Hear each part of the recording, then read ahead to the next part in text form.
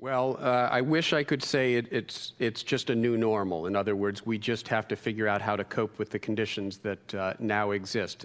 Unfortunately, it's worse than that.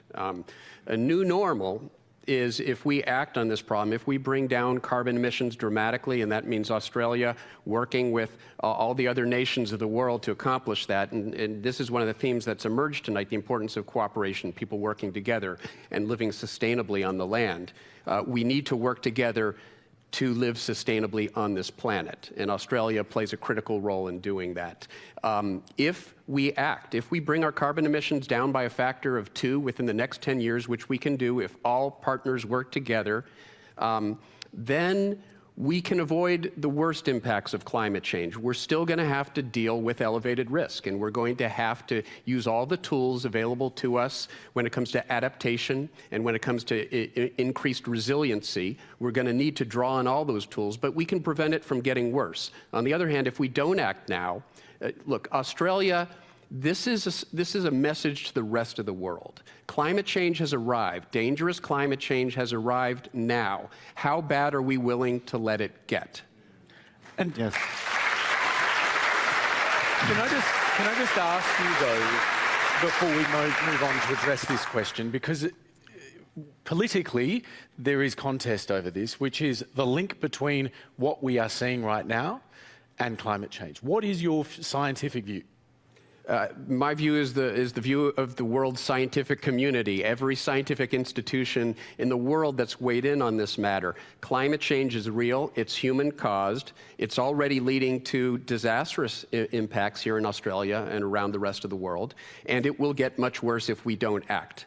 Jim Molan, do you accept that scientific view? I certainly accept that the climate is changing. It has changed and it will change, and what it's producing is hotter and drier weather and a hotter and drier country. And what's causing that? As to whether it is human-induced climate change is... Thank you. As to whether it is human-induced climate change, my mind is open. But this is... This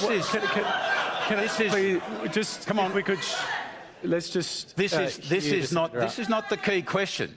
The key question is, what are you going to do about it? I'm sorry, Senator, but that was my question. Yeah. Is what you think is causing it. Why is your mind open? Because Michael might say that the science is settled, and I very much respect scientific opinion. But every day across my desk comes enough information for me to say that there are other opinions. So what is that information? What's the actual information you have? I see so much that I'm a very practical man, Hamish. I'm going to get out there and do things.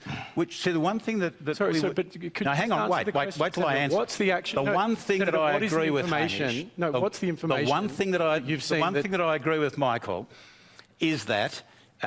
Climate change and our policies in relation to climate change are designed to mitigate the risk. It's very difficult to mitigate the risk. You can go back and look for the last 100 years how or why it started. If we can't mitigate risk, then we've got to adapt. And that's the key to what we're doing. Senator, I'm sorry, but you haven't answered the question, which is, you said you get information across your desk every day, yes, which leads you to doubt or be open-minded about the science. Yes, I am open-minded about it. What is that information? It's a range of information which goes... It's a range of... Thank you. Sorry, could we just respectfully listen to this? Yeah, Senator? I'm just trying to get to the bottom of this. What is the evidence that you are relying on? I'm not relying on evidence, Hamish. I am saying... You said it. You said it. But this is why my mind is open. I would love to be convinced one way or the other. But to be prudent, what the government is doing is it's got a climate and emissions reduction policy. And it is a good policy, and it will mitigate risk to the maximum that it can. And where risk cannot be mitigated, it will adapt. And that's what we've got to work on, is the adaptation. Yeah, no, come on now, mate. And he's an American. Now, you should keep an open mind, but not so open that your brain falls out.